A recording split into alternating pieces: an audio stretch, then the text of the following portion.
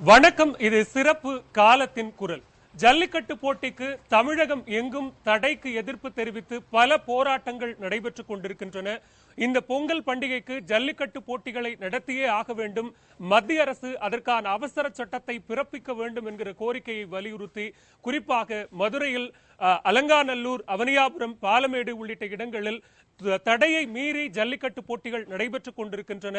மத்திய மாநில அரசுகள் ஜல்லிக்கட்டு போட்டிகளை நடத்துவதற்கு உடனடியாக இந்த அவசர சட்டத்தை பிறப்பிப்பதற்கான அனைத்து நடவடிக்கைகளையும் எடுக்க வேண்டும். அப்படி எடுத்து ஜல்லிக்கட்டு போட்டிகள் நடந்தால்தான் அந்த பொங்கல் பண்டிகை எங்களுக்கு இனியதொரு பொங்கல் பண்டிகையாக, தமிழர் திருநாளாக இருக்கும் என்கிற கோரிக்கையை முன்வைத்து தொடர்ச்சியாக தங்களது போராட்டங்களை பல்வேறு வடிவங்களில் வெளிப்படுத்திக் கொண்டிருக்கிறார்கள் இந்த மண்ணின் மைந்தர்கள். இவர்களினுடைய குரலை பதிவு செய்கிறது இன்றைய சிறப்பு காலத்தின் குரல். அதே நேரத்தில் அவசர சட்டத்தை நிறைவேற்ற வேண்டும் என்கிற கோரிக்கைகள் பலதரப்பிலிருந்து இருக்கிற போதும் ஜல்லிக்கட்டு போட்டியினுடைய பின்னணியில் இருக்கிற அரசியல் என்னவாக இருக்கிறது, இதற்கான பிரச்சனை எங்கிருந்து எழுந்தது என்கிற பல்வேறு கோணங்களிலும் இன்றைய சிறப்பு காலத்தின் குரல் நிகழ்ச்சியில் நாம் இந்த பிரச்சனையை அணுகி இருக்கிறோம். ஜல்லிக்கட்டு போட்டியில் பல்வேறு வகைகளில் தொடர்புடைய நபர்கள் இந்த சிறப்பு காலத்தின் குரல் நிகழ்ச்சியில் நம்மிடையே இணைந்திருக்கிறார்கள். அது மட்டுமல்லாது அரசியல் பார்வையை முன்வைப்பதற்காக எழுத்தாளரான திரு மதுக்கூர் ராமலிங்கம் அவர்களும் இன்றைக்கு காலத்தின் குரல் நிகழ்ச்சியில் நம்மிடையே இணைந்திருக்கிறார். நிகழ்ச்சியை தொடரலாம். குறிப்பாக ஜல்லிக்கட்டு போட்டிக்கு இந்த அளவுக்கு ஒரு தடை, கடந்த 2 ஆண்டுகளாக ஜல்லிக்கட்டு போட்டி நடைபெறவில்லை. ஜல்லிக்கட்டு போட்டிக்கு விதிக்கப்பட்டிருக்கிற இந்த தடையை சட்டப்பூர்வமாக மத்திய மாநில அரசுகள் சந்தித்துக் கொண்டிருக்கிறது. சட்டம்தான் இதை தடை செய்து வைத்திருக்கிறது அப்படிங்கிற இந்த முதல் பார்வை எப்படி பார்க்கிறீர்கள்? அதாவது மத்திய அரசு சட்டத்து மேல பழி போறது இது ஒரு போலித்தனமான வேலை, மக்களை ஏமாற்றக்கூடிய வேலை. சட்டங்கிறது மக்களுக்காகத்தான் ஒழிய சட்டத்துக்காக மக்கள் கிடையாது. மக்களுக்கு நன்மை செய்யணும் சட்டத்தில் சட்டத்தின் வகையில் அதுக்கு தகுந்த மாதிரி திருத்திக்கங்க. அதை விட்டுட்டு சட்டத்து மேலே பழி போட்டுட்டு மத்திய அரசு போலி வேஷம் போடுது. இது முழுமையாக உண்மை கிடையாது. ஸோ மத்திய அரசை பொறுத்த அளவுக்கு நாங்கள் இன்னும் நம்ப முடியாத விஷயத்தில் இருக்கோம். மாநில அரசை நீங்கள் எந்த அளவுக்கு நம்புறீங்க? மாநில அரசு சொல்லவே வேண்டாம். அதாவது என்னன்னா, ஒரு பொம்மை மாதிரி தான் இருக்கிறாங்க மாநில அரசு. மாநில அரசு முயற்சி செய்தாலும் கண்டிப்பாக ஜல்லிக்கட்டு ஆனது நடத்தலாம்.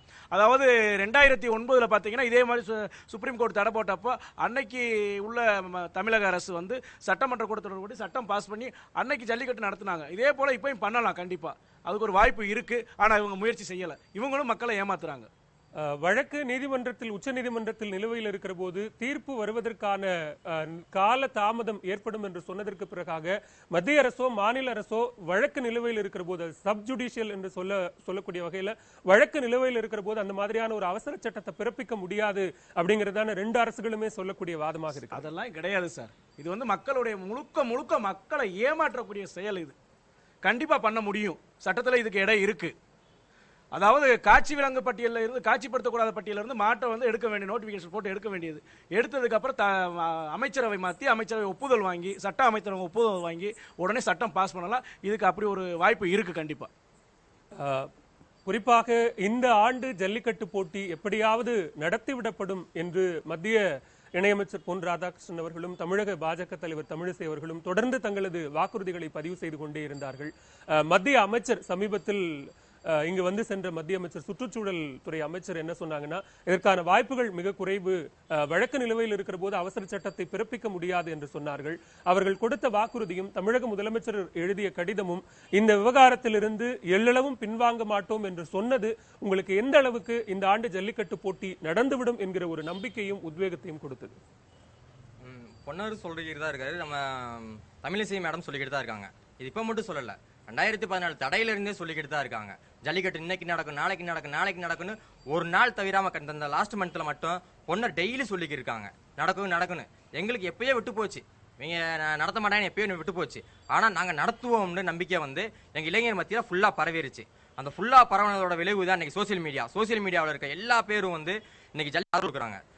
இந்த குரல் கொடுக்கறது இந்த குரல் கொடுத்த காரணத்தினால் மட்டுமே இன்னைக்கு இந்த மாணவர்கள் மத்தியிலும் இளைஞர் மத்தியிலும் இந்த பிரச்சனை ரொம்ப பெருசாக இருக்கு. இந்த இதுவும் சுற்றுச்சூழல் அமைச்சர் அனில் மாதவ் இவங்க வந்தப்போ கூட சொல்லியிருந்தாங்க, கண்டிப்பாக இதுக்கான ஒரு இது வந்து ரொம்ப கம்மியாக இருக்குது, குறுகிய காலமே இருக்குது அப்படி இப்படி சொல்லியிருக்காரு. இது குறுகிய காலம்னு அவங்க எடுத்துக்கிட்டாங்க.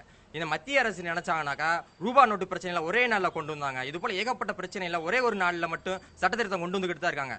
அந்த மாதிரி சட்டத்திருத்தத்தை ஏன் ஜல்லிக்கட்டுக்கு கொண்டு வர மாட்டாங்க? எனக்கு பெரிய கொஸ்டின் மக்களே கேட்குறாங்க. பொதுவாக எங்க ரூபா நோட்டு பிரச்சனை நைட்டாக கொண்டு வந்தானே, இன்னைக்கு இந்த ஜல்லிக்கட்டு பிரச்சனை 2014 இருந்து இன்னைக்கு 2017 பிறந்துருச்சு. அதாவது 3 வருஷம் கம்ப்ளீட் ஆயிருச்சு. இன்ன வரைக்கும் ஏன் கொண்டு வரல? இது வந்து மக்கள் பத்தியில இருக்கிற எழுப்புற கேள்வி. இந்த கேள்வியை வந்து மத்திய அரசு எப்படி எடுத்துக்கிறாங்கன்னு தெரியல. ஆனால் மக்கள் வந்து ஒரே குறிக்கோட இருக்காங்க, இந்த வருஷம் ஜல்லிக்கட்டு நடத்துவோம். ஆனால் தடை மீறி நடத்துறான்னு சொல்லி எங்கே வேணாலும் நடத்துவோம். அலங்காநல்லூராக இருக்கட்டும், பாலமேடாக இருக்கட்டும், அவனியாவரமாக இருக்கட்டும், இது மட்டும் ஜல்லிக்கட்டு நடந்த இடம் இல்லை. 1991, அதாவது வந்து 1991 வந்து மொத்த தமிழ்நாட்டில் வந்து 200க்கும் மேற்பட்ட இடத்துல நடந்திருக்கு. அதில் வந்து சில இடங்கள் வந்து வர குறைஞ்சிக்கிட்டே ஆகி, இன்னும் இப்போ மதுரை மாவட்டத்தில் எடுத்துக்கிட்டேனாக்கா பாரபத்தி, ஆவியூர், இன்னும் சில இடங்கள் நெடுமதுரை, வளையாங்குளத்தில் நடந்த இடம் அதெல்லாம் வந்து இப்போ வந்து நின்றுச்சு. ஜல்லிக்கட்டு இல்லாமல் நடந்த இடமானே தெரியாம அளவுக்கு நின்றுச்சு. ஏன்னா வாடியே வந்து ஃபுல்லாக மண்ணு மேவி வந்து ஃபுல்லாக பாதிக்கு மேலே கவர் ஆகி ஜல்லிக்கட்டு நடந்த ஒரு அறிகுறியே இல்லாமல் கூட போய்கிட்டு இருக்கு. ஆனால் வந்து மக்கள் மத்தியில் வந்து இன்னும் இந்த 3 ஊர் நினச்சிக்கிட்டு இருக்காங்க. அதெல்லாம் உடச்சி இந்த தடவை ஜல்லிக்கட்டு வந்து அனைத்து ஊர்களிலும் நடக்கும். அனைத்து ஊரில் நடக்கிற மாதிரி அமைச்சு கொடுத்துருக்காங்க எங்களுக்கு. அதுவும் நாங்கள் வந்து ஒரு இதாத்தான் எடுத்துக்கிட்டோம். இது தவிர சோசியல் மீடியாவில் வந்து சூப்பராக பண்ணிக்கிருக்காங்க. இதெல்லாம் வந்து இப்போ நான் வந்து ஜல்லிக்கட்டு வீர விளையாட்டுன்னு ஒரு பேஜ் வச்சிருக்கேன். எனக்கு கீழே வந்து 2 லட்சம் பேர் இருக்காங்க. எனக்கு ஒரு நாளைக்கு வந்து 5 லட்சம் பேர் என்னை ஃபாலோ பண்ணிக்கிருக்காங்க. ஆனால் என்னோட வியூ வந்து ஒரு நாளை வியூ வந்து 5 லட்சம் பேர். 5 லட்சம் பேரில் டெய்லி ஒரு 1000 பேருக்காவது நான் பதில் சொல்லிக்கிறேன். அது வாட்ஸ்அப்பாக இருக்கட்டும், ஃபேஸ்புக் மெசேஜாக இருக்கட்டும், ஃபோன் கால்ஸாக இருக்கட்டும், டெய்லி எனக்கு வந்து இதே ஒரு வேலையாகவே நான் வச்சிருக்கேன். நான் ஒரு எம்இ படிச்சு நான் நெட்வொர்க் இன்ஜினியர். ஆனால் அதெல்லாம் விட்டுட்டு நான் வந்து எனக்கு ஜல்லிக்கட்டுக்காக உள்ளே இறங்கி கடைசி 3 வருஷம் வேலைக்கே போகிறேன். எங்கள் வீட்டில் எனக்கு எவ்வளோ புஷ் பண்ணாங்க, ஏன் வேலைக்கு போக மாட்டேன், ஜல்லிக்கட்டை வாங்கி கொடுத்துட்டு தான் வேலைக்கு போவேன். அது எனக்கு வீட்டிலே சொல்லி நான் உறுதுணையாகவே இருக்கேன். ஜல்லிக்கட்டை வாங்கி கொடுத்த பிறகு தான் என்னோட வேலையை ஸ்டார்ட் பண்ணுவேன். அது வரைக்கும் என்னோட போராட்டம் தொடரும். சமூக வலைதளங்கள் நான் ஒட்டால் மட்டும்தான் ஃபஸ்ட்டு கொடுத்தேன். 4.5 வருஷம் அந்த பேஜ் வச்சு ரன் பண்ணிக்கிறேன். அப்போலாம் எனக்கு வந்து இவ்வளோ ஒரு ஆறுதல் வந்து யாரும் கொடுத்ததில்லை. ஏன்னா வந்து ஒரு 1 லட்சம் மெம்பர்ஸ் தான் கையில் வச்சுக்கிட்டு நான் போகிற ஃபோட்டோஸ் லைக் பண்ணிக்கிட்டு தான் இருந்தாங்க, கமெண்ட்ஸ் வராது. ஆனால் இப்போயே ஒரு ஃபோட்டோஸ் நான் போட்டேன்னாக்கா அதில் வந்து எல்லா பேரும் கேட்குறாங்க. இப்போ நான் பொன்னரை சம்மந்தம் ஒரு ஃபோட்டோ போட்டேன்னா பொன்னரை திட்டுறதுக்குன்னு பல பேர் இருக்காங்க. ஏன்னா வந்து டெய்லி தான் சொல்லிக்கிருக்காரு. தமிழிசை வந்து ஒரு நாளைக்கு ஒரு மாதிரி பேசிக்கிட்டு தான் இருக்காங்க. கொஞ்ச நாளைக்கு முன்னாடி சொன்னாங்க ஜல்லிக்கட்டு நடக்கிறக்கான வாய்ப்பு வந்து ரொம்ப கம்மின்னாங்க. இது போல ஏகப்பட்ட பிரச்சனைகள் வந்து அவங்க அம்மா வந்து மாத்தி பேசுறாங்க. எப்போதும் இல்லாத அளவுக்கான இந்த ஒரு திடீர் எழுச்சி சமூக வலைதளங்களிலே கூட இருக்கட்டும், சமூக வலைதளங்கள் வாயிலாக ஒன்றிணையக்கூடிய போராட்டங்களாக இருக்கட்டும், கடந்த சில காலங்களில் இல்லாத ஒரு எழுச்சி திடீரென இந்த ஆண்டு மட்டும் ஏற்பட்டதற்கான காரணமா நீங்க எதை பாக்குறீங்க? சமூக வலைதளங்களிலேயே அந்த எழுச்சி ஏற்பட்டதற்கான காரணம் சமூக வலைதளத்துல ஏன் இந்த ஆண்டு மட்டும் ரொம்ப எழுச்சி அதிகமா இருக்குனாக்கா, அடிமேல அடி தமிழர்களாக பொறுக்க முடியல. எல்லா அடியும் மீத்தேன் வாயுல காவேரி பிரச்சனையிலிருந்து ஜல்லிக்கட்டு பிரச்சனையிலிருந்து எல்லாத்திலையும் இந்த அடி வந்து மாணவர்கள் மத்தியில் ரொம்ப இதாயிருச்சு. ஏன்னா வந்து டெய்லி மாணவர்கள் வந்து பேப்பர் படிக்கிறது இல்லை. இது வந்து ஒரு 4-5 விஷயம் சொல்லியே தான் பரவுறது. இது வந்து பொதுவாக பேப்பர் படிக்கிற மக்கள் தான் வந்து ஃபுல்லா படிச்சு பார்த்துட்டு அதை வந்து அசால்ட்டா விட்டுறாங்க. ஏன்னா வந்து மாணவர்கள் மத்தியில் அது போய் சேர்ந்தனால அவங்க வந்து கொஞ்சமா பேசி இன்னைக்கு வந்து கொஞ்ச நாளைக்கு முன்னாடி காவேரி பிரச்சனை தலைவிரிச்சு ஆடிச்சு. அதை வந்து ஏன்னா காவேரி தீர்ப்பே கொடுத்த பிறகு கர்நாடகார தண்ணி விடலை. இது வந்து பெரிய இதாச்சு. ஏன் தீர்ப்பு கொடுத்த பிறகு இன்னும் தண்ணி தரல? இது வந்து மக்கள் மத்தியில் ரொம்ப பேச ஆரம்பிச்சிச்சு. அதே மாதிரி தான் இந்த மீத்தேன் இது திட்டம், அதுக்கு மத்திய அரசை நம்பி நம்ம ஃபுல்லாக ஏமாந்துட்டோம். ஜல்லிக்கட்டு பிரச்சனை 2014 2016 வரைக்கும் ஃபுல்லாக நம்புனாங்க. ஏமாற்றம் பெரிய ஏமாற்றம். அடி வாங்கி இன்னைக்கு வந்து நம்ம ஜல்லிக்கட்டு வந்து மக்கள் மத்தியில் அதிகமாக பேச வச்சிருச்சு. நிச்சயமா 2016ஆம் ஆண்டு ஒரு அறிவிக்கை வெளியானது. நிச்சயமாக ஜல்லிக்கட்டு போட்டிகள் நடத்தப்படும் அப்படிங்கிற ஒரு அறிவிக்கையை மத்திய அரசு வெளியிட்டது. அந்த அறிவிக்கைக்கு பிறகாக உச்சநீதிமன்றம் ஒரு திடீர் அந்த அறிவிக்கைக்கு தடை விதித்தது. அந்த ஆண்டு நடைபெறும் என்று எதிர்பார்த்த ஜல்லிக்கட்டு நிச்சயம் இந்த ஆண்டு எப்படியும் நடத்திவிடப்படும் என்கிற ஒரு உத்தரவாதத்தை மத்திய மாநில அரசுகள் கொடுத்தது. ஆனா பொதுவா சொல்லப்படுற குற்றச்சாட்டு என்ன அப்படின்னா, கடைசி நேரத்துல டிசம்பரினுடைய கடைசி அல்லது அதற்கு முந்தைய வாரத்திலிருந்து ஜனவரி முதல் வாரத்துல பொங்கல் பண்டிகை நெருங்குகிற போதுதான் இந்த கோரிக்கை தொடர்பாக போராட்டங்களோ அல்லது ஆர்ப்பாட்டங்களோ அதிகமாக நடைபெறுகிறது. அந்த இதர காலங்களில் இது தொடர்பான பேச்சுவார்த்தையே நடக்கிறது இல்லை அப்படின்னு சொல்றாங்க. அது சரியா? இல்லை, அதுதான் சார் உண்மை. ஏன்னா இது வந்து வருஷத்தில் 12 மாதங்கள் இருக்குது. இந்த ஜனவரி மாதம் மட்டும் அந்த தைப்பொங்கல் அப்போ தான் இந்த கோர்ட்டுக்கும் தெரியுது, இன்னைக்கு இருக்க தேசிய கட்சிகளாக இருக்கக்கூடிய பிஜேபியும் சரி, எந்த ஒரு கட்சியாக இருந்தாலும் சரி, அந்த விவசாயத்தை அழிக்கக்கூடிய ஒரு செயல்பாடுகள், அதாவது இன்னைக்கு விவசாயிகள் எண்ணற்ற விவசாயிகள் வந்து போதிய விவசாயம் பண்ண முடியாமல் இறந்துறாங்க. அதை பற்றியும் கணக்கில் எடுத்துக்கிறதில்ல. ஆக மொத்தம் தமிழகத்தில் எந்த ஒரு பிரச்சனை நடந்தாலும் அதை கண்டுகொள்ளாத ஒரு மாநில அரசாக தான் இன்னைக்கு மத்திய அரசாக தான் இருக்கே தவிர, இதே இது மற்ற ஒரு மாநிலத்தில் ஏதோ ஒரு பிரச்சனையாக இருந்தாலும் உடனே இறங்கி இறங்கி வேலை பார்க்குற இந்த மத்திய அரசு இந்த தமிழகத்தில் ஒரு பிரச்சனை என்றால் அதை கண்கொண்டு பார்க்கறது கிடையாது. காரணம் என்னன்னு கேட்டிங்கன்னா, மீனவர்கள் ராமேஸ்வரம் மீனவர்களாக இருந்தாலும் சரி, இந்த புதுக்கோட்டை மீனவர் எந்த ஒரு மீனவர்கள் பாதிக்கப்பட்டாலும் அதுக்கு தமிழ்நாட்டில் உள்ள மீனவர்கள் பாதிக்கப்பட்டார்கள் தான் இது வரைக்கும் சொல்லிக்கிட்டு இருக்காங்க. ஆனால் இந்தியாவில் இதுவும் ஒரு மாநிலம்ன்றதை மறந்துட்டு தான் செயல்படுறாங்க. ஆனால் இதே மாதிரி இந்த மத்திய அரசு என்ன ஒரு முடிவு எடுத்தாலுமே அதை முன்கூட்டியே அவங்க தீர்மானம் பாராளுமன்றத்தில் ஒரு சட்டத்தை இயற்றுவதற்கு அவங்களுக்கு போதிய வாய்ப்புகள் இருந்தும் அவங்க நிறைவேற்றாத காரணம் என்னென்னா, தமிழகத்தில் பிஜேபியோடைய ஆட்சி காலூன்றன்றது தான் உண்மை. அதனால் இவங்களுக்கு என்ன பண்ணி நம்ம ஆட்சியை பிடிக்க போகிறதில்ல, அவங்களுக்கு இந்த மாதிரி நெருக்கடியை கொடுத்து ஒரு நம்பிக்கை இல்லாத தன்மையை போக்கிட்டு அதுக்கடுத்து இவங்க நம்ம ஏதாவது உதவி செஞ்சால் மட்டும்தான் நம்மளுக்கு பிஜேபி நல்லா தான் வரும், அவங்களுக்கு நம்ம ஆதரவு தெரிவிக்கணுன்ற ஒரு எண்ணத்தை அவங்க எதிர்பார்க்குறாங்க. தமிழகத்திலிருந்து தேர்ந்தெடுக்கப்பட்ட நாடாளுமன்ற உறுப்பினர்கள் இந்த பிரச்சனை தொடர்பாகவோ அல்லது வேறு எந்த பிரச்சனை தொடர்பாகவோ போய் பிரதமரை சந்தித்து மனு கொடுக்க வேண்டும் என்று சொன்னால் கூட பிரதமர் நாடாளுமன்ற உறுப்பினர்களை சந்திக்க நேரம் ஒதுக்க முடியாத ஒரு சூழல் இருக்காரு. தமிழகத்தினுடைய பிரச்சனை குறித்து பேசுகிற இரண்டே நபர்கள் மத்திய அரசினுடைய பிரதிநிதிகளாக மத்திய இணையமைச்சர் பொன் ராதாகிருஷ்ணனும் தமிழக பாஜக தலைவர் தமிழிசை மட்டும்தான் இருக்கிறார்கள். வேறு யார் மத்திய அரசு தரப்பிலிருந்து இந்த விஷயம் தொடர்பாக பிரதிநிதித்துவப்படுத்தினாலும் அது நடக்காது என்கிற துணியில் தான் அவர்களுடைய பதில் இருக்கிறது. மத்திய அரசை இந்த அரசியல் மற்ற காரணங்கள் சொல்லி புறக்கணித்து விட்டாலும் கூட நாடாளுமன்ற உறுப்பினர்களே புறக்கணிக்கப்படுகிறார்கள் என்ற விஷயத்தை எப்படி பார்க்கிறேன்? நாடாளுமன்றத்தில் இன்னைக்கு தமிழக மாநில தலைவராக இருக்கக்கூடிய தமிழிசை சவுந்தரராஜனும் சரி, மத்திய அமைச்சராக இருக்கக்கூடிய பொன் ராதாகிருஷ்ணனும் சரி, இதே போன ஆண்டு 2015 அவங்க இதே தான் வாக்குறுதி சொன்னாங்க. கடைசி நிமிஷம் வரைக்கும் நடக்கும், உறுதியாக நடக்கிறதுக்கான அனைத்து ஏற்பாடுகளும் பண்ணியாச்சு, கண்டிப்பாக அறிவிப்பு வெளியே வரும்னாங்க. அறிவிப்பு வெளியே வர நேரத்தில் அவங்க என்ன சொல்கிறாங்க, சுப்ரீம் கோர்ட் தடை விதிச்சிருக்கு, இது விலங்குகள் காட்சிப்பட்டியலிருந்து எடுக்க முடியாது அப்படின்னு சொல்கிறாங்க. இன்னைக்கு இந்த விலங்குகள் காளை மாடுகள் மட்டும்தான் துன்புறுத்தப்படுகிறதா? மற்ற மாநிலங்களில் எந்த ஒரு விளையாட்டுமே இல்லையா? தமிழகத்தில் இருக்கக்கூடிய வீர விளையாட்டுகள் அனைத்தையுமே தமிழகத்தின் வீரத்தை பறைசாற்றும் விதமாகத்தான் இதுவரைக்கும் அமைந்திருக்கே தவிர, இன்னைக்கு மிலிட்டரியில் இருக்க ராணுவ வீரர்கள் எத்தனை பேர் சார் சாகுறாங்க? அது வன்கொடுமை சட்டம் இல்லையா? அது மனித உரிமை மீறல்கள் இல்லையா? அப்ப ராணுவத்தை அப்புறம் நீங்க திருப்பி வீட்டுக்கு அனுப்பிடுங்க. ராணுவத்தை யார்கிட்ட போய் கொடுப்பீங்க?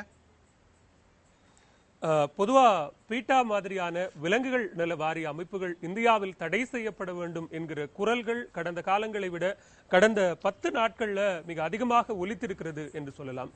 நிச்சயமாக இது போன்ற அமைப்புகளை தடை செய்வதால் மட்டுமே ஜல்லிக்கட்டு போட்டியை நடத்திவிட முடியும் அல்லது தொடர்ச்சியாக இந்த பிரச்சனைகளை சரி செய்து விட முடியும் அப்படின்னு பார்க்கலாமா? இந்த ஒரு சில குறிப்பிட்ட அமைப்புகள் மட்டும்தான் இந்த விவகாரத்தில் இது போன்ற நிலைப்பாட்டை எடுக்கிறது அப்படிங்கிறதும் சரியா? அதாவதுங்க, பீட்டான்றது இன்னைக்கு அவங்க ஒரு பேர் வச்சு ஏங்கிட்டு இருக்காங்க. இந்த விலங்குகள்னால ஆர்வலர் அப்படின்னு சொல்கிற குரூப் எல்லாருமே நீங்கள் பொதுவாக ஒரு இடத்துல பார்க்கலாம். என்னன்னா அந்த நாய் கண்காட்சின்னு சொல்லி நாய்க்கு முடி வெட்டி நாயை ஓட விடுறது, இந்த மாதிரி ஒரு கண்காட்சி மாதிரி நடத்துவாங்க. இதுதான் இந்த மாதிரி பீட்டா இந்த மாதிரி அனிமல் வெல்ஃபேர் குரூப்போட முக்கியமான ஒரு வேலை. அங்கே அவங்க பண்ணுற அல்டிமேட் கோல் என்னவா இருக்கும் அப்படின்னா, அங்கே எந்த நாய் ஜெயிக்குதோ அந்த நாயை ப்ரீடிங்காக அனுப்புவாங்க. இந்த மாதிரி உங்கள் நாய்க்குட்டிலாம் ஜெயிக்கணும்னா இந்த சாப்பாடு போடுங்க, இந்த மருந்து போடுங்க, அது ஒரு வணிகத்தை ஒரு மார்க்கெட்டை கைப்பற்றி வச்சுருக்காங்க. இன்றைக்கி இவங்களால நம்மளுடைய நாட்டு மாடுகளுக்கான தீவனமாவோ இல்லை மருந்தாவோ எந்த ஒரு விஷயத்தையும் அவங்களோட மார்க்கெட்டால் கைப்பற்ற முடியலை.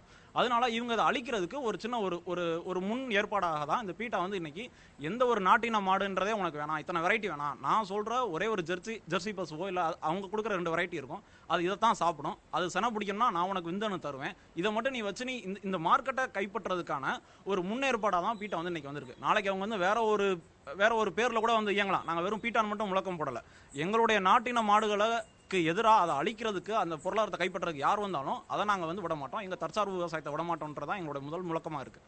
இன்னொன்று என்னன்னா, மதுரையில் இருக்காங்க தமிழர்கள் எப்போ பார்த்தாலும் பண்பாடு பாரம்பரியம் பேசிகிட்டே இருப்பாங்க, இவங்களுக்கு அறிவியல் தெரியாதுன்ற ஒரு மேட்டிமைத்தனமாக வட இந்திய ஊடகங்கள்னு சொல்லி பலரும் பார்த்துட்டு இருக்காங்க. நீங்கள் நல்லா கவனிச்சுக்கோங்க, உலகம் ஃபுல்லாக 3 விதமான காளை சம்மந்தப்பட்ட போட்டிகள் தான் இருக்குது. ஒன்று புல் டேமிங், அதாவது புல்லை அடக்கிறது. இன்னொன்று புல் ரன்னிங், மாடு ஓடும், அதை விரட்டி கூட போயிட்டே இருக்கிறது. இன்னொன்று புல் ஃபைட்டிங்.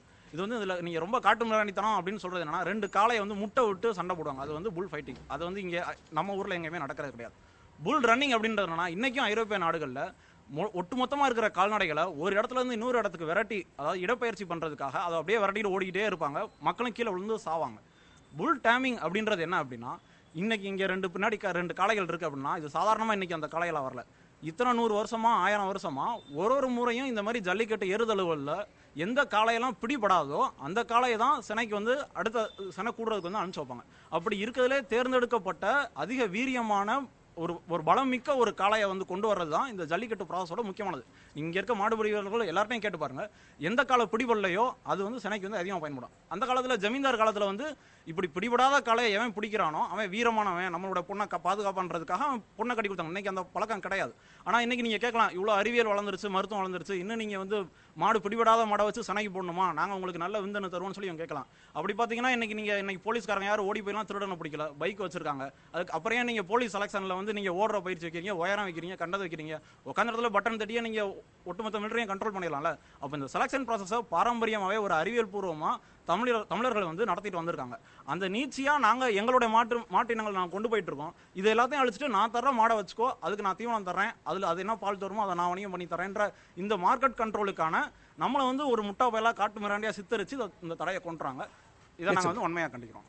திரு மதுக்கூர் ராமலிங்கம், இவங்க சொன்ன புள்ளிகள்ல இருந்து எங்கேயுமே ஒரு மாற்று கருத்தை பார்க்க முடியாத அல்லது ஒரு எதிர்கருத்தை பார்க்க முடியாத ஒரு சூழல் இருக்கிற போது ஒரு தரப்பால் மட்டும் இதில் ஒரு மாற்று கருத்தை எதிர்வினையை ஆற்ற முடிகிறது என்று சொன்னால் அது நிச்சயம் மத்திய அரசும் மத்திய அரசை சார்ந்த பிரதிநிதிகள் மட்டும்தான் இருக்கிறார்களா? தமிழக அரசும் தொடர்ந்து குரல் கொடுத்துக் கொண்டிருக்கிறது, தமிழக பாஜகவும் தொடர்ந்து ஒரு ஆதரவு குரலை கொடுத்துக் கொண்டிருக்கிறது. ஆனால் ஏதோ ஒரு புள்ளியில் மத்திய அரசு இதை தொடர்ந்து நிராகரித்துக் கொண்டே இருக்கிறது. பல விஷயங்களுக்கு அவசர சட்டம், நிலம் கையகப்படுத்துதல் மசோதா விவகாரத்தில் தொடர்ச்சியாக அவசர சட்டம், ரூபாய் நோட்டு விவகாரத்தில் ஒரு குறிப்பிட்ட தேதிக்கு பிறகாக நீங்கள் செல்லாத ரூபாய் நோட்டுகளை வைத்திருந்தால் அவர்களை கைது செய்வதற்கு ஒரு அவசர சட்டம் என அவசர சட்டத்தை எந்த நேரமும் பிறப்பிக்கக்கூடிய மத்திய அரசு இந்த விவகாரத்தில் பின்வாங்குவது எதற்காக? அதாவது நீங்கள் ஏற்கனவே சொன்னது போல தமிழக மக்களை எவ்வளவு தூரம் அவங்க வந்து மத்தியில் இருக்கிற மோடி அரசு ரொம்ப இழிவாக நடத்துகிறது என்பதற்கு தமிழக மக்களை விடுங்க, இந்த மக்களால் தேர்வு செய்யப்பட்ட அதிமுகவினுடைய உறுப்பினர்கள், அரசியல் தாண்டி நான் சொல்கிறேன், ஒரு பிரதமரை சந்திப்பதற்கு நேரம் ஒதுக்கினால் அவர் என்னென்னமோ வேலையெல்லாம் பார்க்குறாரு. டெய்லி யாரையோ சந்திக்கிறார், திரைப்பட கலைஞர்களை சந்திக்கிறார். நம்ம கூட வேண்டாம்னு சொல்லலை. ஆனால் ஒரு மக்களால் தேர்வு செய்யப்பட்ட நாடாளுமன்ற உறுப்பினர்கள் தமிழகத்தினுடைய ஆளுங்கட்சி உறுப்பினர்கள் சந்திக்க சென்றால் அவர்களை சந்திக்க முடியாது, நேரம் ஒதுக்காதது என்பது ஏதோ அதிமுகவுக்கு ஏற்பட்ட இழிவான பார்க்கல, ஒட்டுமொத்த தமிழக மக்களையுமே இழிவுபடுத்துவதாகத்தான் நாம் இதை புரிந்து கொள்ள வேண்டும். ஒன்று. ரெண்டாவது, ஒரு இந்த பொங்கலையே வந்து கட்டாய விடுமுறை பட்டியலிருந்து எடுத்தாங்க. அதுக்கு கடுமையான எதிர்ப்பு வந்த சூழ்நிலையில் தான் இன்றைக்கு அதை வாபஸ் வாங்கியிருக்கிறாங்க. ரெண்டாவது, இப்போ உண்மையிலேயே நண்பர்கள் தோழர்கள் சொன்னது போல சமூக வலைதளங்களின் வழியாக மதுரையில் மட்டும் இல்லை, சில பேர் என்ன சொல்கிறாங்க, இது உலகம் பூரா நடக்குதா, தமிழ்நாட்டில் நடக்குதா அப்படின்னு. இங்கே தென் மாநிலத்தில் கரும்பு இல்லாமல் எப்படி பொங்கலை நினச்சி பார்க்க முடியாதோ அதுபோல் ஜல்லிக்கட்டு இல்லாத பொங்கலை இந்த பகுதி மக்கள் நினைத்து கூட பார்க்க முடியாது. இவ்வளோ உற்சாகமாக கோலாகலமாக இருக்க வேண்டிய பொங்கல் இன்றைக்கி பார்த்தீங்கன்னா 3 ஊர்களுக்கு பேருந்துகள் கூட செல்ல முடியாத நிலைமை. நீங்கள் நல்லா கவனிச்சிங்கன்னா இதில் ஜாதி வித்தியாசம் கிடையாதுங்க. இதே குஜராத்தில், மோடியினுடைய குஜராத்தில் ஒரு குறிப்பிட்ட மக்கள் இடஒதுக்கீடுக்கு எதிராக பட்டேல் இன மக்கள் போராடினாங்க. அதுபோல் ஜாட் இன மக்கள் உயர் ஜாதியை சேர்ந்தவர்கள் இடஒதுக்கீடு போராடினாங்க. ஆனால் இங்கே பாருங்கள், இங்கே உட்கார்ந்துருக்க யாரும் என்ன ஜாதின்னு எங்களுக்கு தெரியாது. ஆனால் தமிழர்களுடைய பாரம்பரியம் பண்பாடு பாதுகாக்கப்பட வேண்டும் என்கிற ஒற்றை புள்ளியில் தான் இன்றைக்கு தமிழக மக்கள் தொடர்ந்து வஞ்சிக்கப்படுகிறோம் என்கிற உணர்வில் இருந்து தான் இங்கே தமிழக பிஜேபி திட்டம் போட்டு மக்களை ஏமாற்றுகிறது. இங்கே தோழர்கள் சொன்னது போல கடந்த ஆண்டு இதே போல மாறி மாறி அலறிக்கொண்டே இருந்தார்கள். தமிழிசையும் இவர் பொன் ராதாகிருஷ்ணன் மரியாதைக்குரிய மத்திய அமைச்சர் அவர்களும் நடந்தே தீரும். இப்போ உச்சகட்டத்துக்கு போயிட்டாங்க. பிஜேபி ஜல்லிக்கட்டை நடத்தும், அதோடு திராவிட கட்சிகளுக்கு முடிந்தது அப்படின்னா இப்போ இன்னைக்கு 2 பேரும் பார்த்தா இவங்க சொல்கிறாங்க, தமிழிசை சொல்கிறாங்க தடையை மீறி நடத்தினால் தமிழக பிஜேபி ஆதரிக்கும்னு. சுப்பிரமணிய சாமி அதே கட்சிக்காரர் தான், இங்கே நின்று ஜெயிச்சவர் தான். அவர் சொல்கிறாரு தடையை மீறி நடத்தினால் அதிமுக அரசை கலைக்க வேண்டும். இதில் எது பிஜேபியினுடைய குரல்? மோடியை சந்திக்க மறுப்பது பிஜேபியா, தமிழிசை சொல்கிறது பிஜேபியா, இவர் மத்திய அமைச்சர் சொல்கிறது? இது வந்து உண்மையிலேயே தமிழக மக்களை மிக அவர்களுடைய பாரம்பரியத்தை பண்பாட்டை கலாச்சாரத்தை இது வந்து இழிவுபடுத்துகிறதுன்னு தான் நான் பார்க்குறேன். தமிழக பிஜேபி மட்டும் இல்லை, மத்திய பிஜேபியும். இன்னும் சொல்ல போனால் இவங்க வந்து இங்கே வீரமாக பேசுகிறாங்களே தவிர இந்த ஓராண்டு காலம் இருந்தது அவசர சட்டம் கொண்டு வர. நீங்கள் சுட்டி காட்டியது போல நிலம் கையகப்படுத்த திரும்ப திரும்ப திரும்ப திரும்ப திரும்ப கொண்டு வந்தாங்க. இப்போ இவர் பொன்னாரும் தமிழிசையும் பேசுகிறது என்னன்னா, வடிவேலு சொல்கிற மாதிரி திரும்ப திரும்ப பேசுகிற மாதிரி தான் வந்து இங்கே வந்து வீரம் காட்டுறாங்களே தவிர தமிழக பிஜேபி மோடியை போய் பார்த்து பேசியிருக்கலாம்ல. சரி, இப்போ ஏடிஎம்கே சந்திக்கல, எனவே எல்லா கட்சிகளும் இதில் பிஜேபி தான் இதில் தனிமைப்பட்டிருக்கு. மாநில அரசும் இன்னும் கொஞ்சம் கூடுதல் அழுத்தம் கொடுத்துருக்கணும். ஏன்னா 37 எம்பிக்கள் இவங்களுக்கு இருக்காங்க. மாநிலங்களவையில் ஏடிஎம்கே இல்லாமல் எதையும் பாஸ் பண்ண முடியாது. மாநில அரசும் தவறு இழைத்திருக்கிறது. மத்திய அரசு தமிழக மக்களுக்கு மிகப்பெரிய துரோகம் இழைத்திருக்கிறதா நான் நினைக்கிறேன். சிறப்பு காலத்தின் குரல் ஒரு சிறிய இடைவேளைக்கு பிறகு தொடரும்.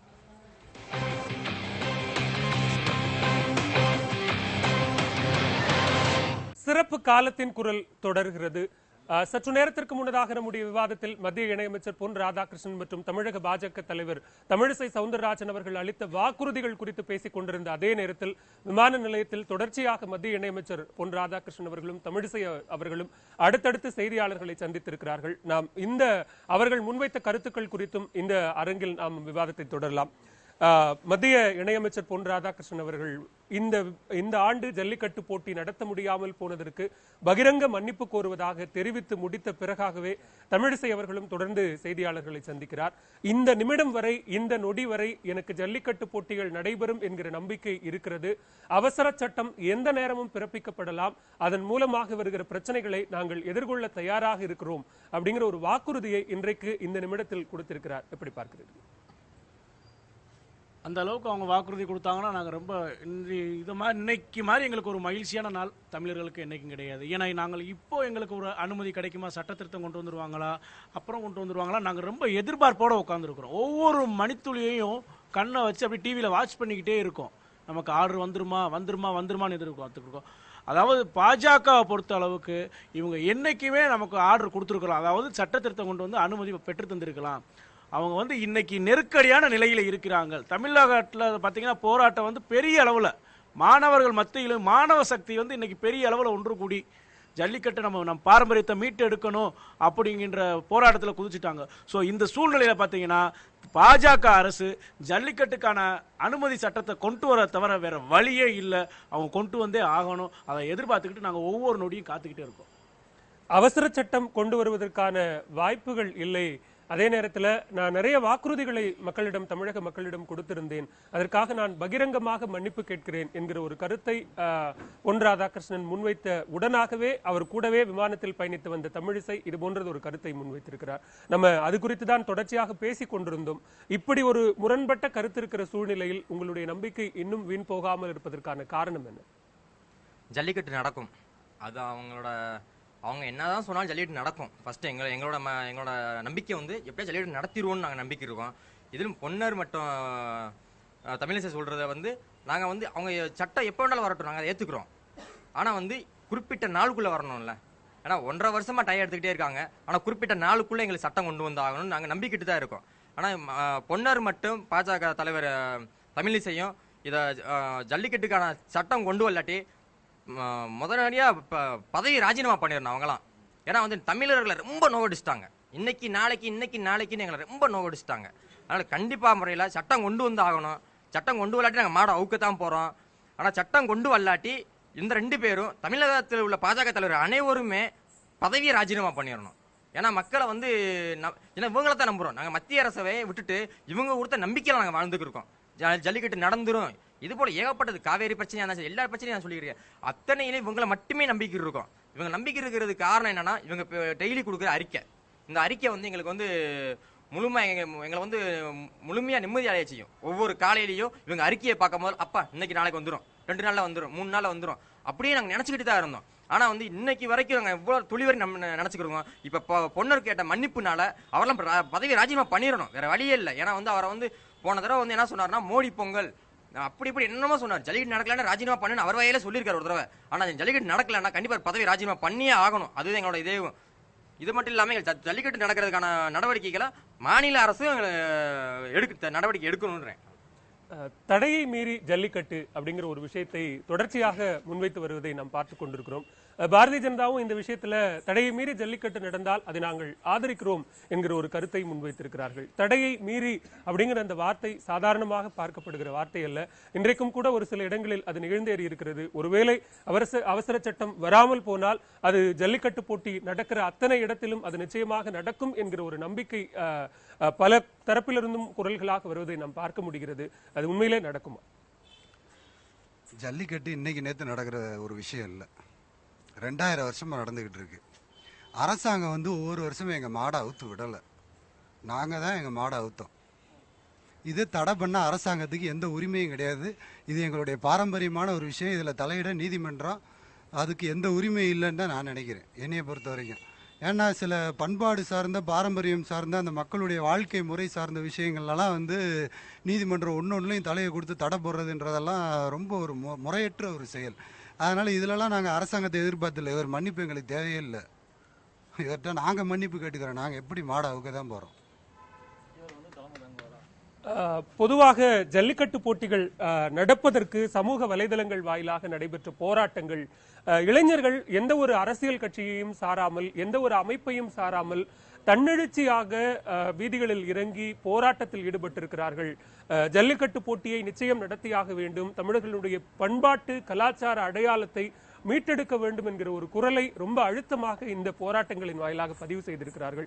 அது உண்மையிலேயே ஒருங்கிணைந்த ஒரு தன்னெழுச்சியா, அது எந்தவித பின்புலமும் இல்லாமல் ஒன்றிணைந்த இளைஞர்களுடைய கூட்டமா? கூட்டம்னு சொல்ல முடியாது சார். அது எப்படின்னா, தமிழன்னா துடிக்கணும். 2000 வருஷமா நடந்துகிட்டு இருக்கு. நம்ம தாத்தே முப்பாட்டை எல்லாம் நடத்திக்கின்றது நம்மளோட வந்து அழிஞ்சிடக்கூடாது அப்படின்றத துடிக்கணும். அப்பதான் அவன் தமிழன். அதை விட்டுவிட்டு இவ்வளவு நாள் வந்து நாங்கள் நம்பிக்கிட்டு இருந்தோம் எல்லாத்தையும். பொன்னார் நடத்தி கொடுத்துருவாரு, தமிழிசை மத்திய அரசுல வந்து அவங்க தான் பண்ண முடியும் அப்படின்னு சொல்லி. இப்போ நாங்கள் மத்திய அரசையும் நம்பல, மாநில அரசையும் நம்பல. இப்போ நாங்கள் துணிஞ்சிட்டோம். யாரையும் எல்லாத்தையும் மீறுவோம். தடையை உடச்சி நாங்கள் நடத்தி காட்டுவோம் சார் ஜல்லிக்கட்டை. இது அவங்க வந்து அவங்களுக்கு தெரிஞ்சு அவங்க செஞ்சுட்டாங்க. இனி நாங்கள் 3 வருஷமா காத்துக்கிட்டு இருந்ததுக்கு இந்த வருஷம் நாங்கள் காட்டிடுவோம் அது என்னன்றது. தடையை மீறி ஜல்லிக்கட்டு போட்டிகள் நடைபெற்றால் சட்டம் ஒழுங்கு பிரச்சனை பாதிக்கும் என்று சொல்லக்கூடிய அளவிற்கான ஒரு வாய்ப்பு இருக்கிறது. அதன் காரணமாக குறிப்பிட்ட போட்டிகள் நடக்கக்கூடிய இடத்துல அந்த வாடிவாசல்கள் இருக்கக்கூடிய பகுதியில 144 தடை உத்தரவு போடுவதற்கான வாய்ப்பு இருக்கிறது. அதற்கான உத்தரவுகள் பிறப்பிக்கப்பட்டதாக சொல்லப்படுகிறது. நாளை ஒருவேளை தடையை மீறி ஜல்லிக்கட்டு நடத்துவதற்கான வாய்ப்புகள் இருக்கிறதா? அப்படி இருக்கக்கூடிய சூழ்நிலையில அந்த பகுதிகளில் தடை உத்தரவு இருந்தால் நீங்கள் கைது செய்யப்படுவதற்கான வாய்ப்புகளும் இருக்கிறது. எப்படி பாக்குறீங்க இந்த சூழ்நிலை? தடையை மீறி ஜல்லிக்கட்டு என்பது நடத்தியே தீருவோம்.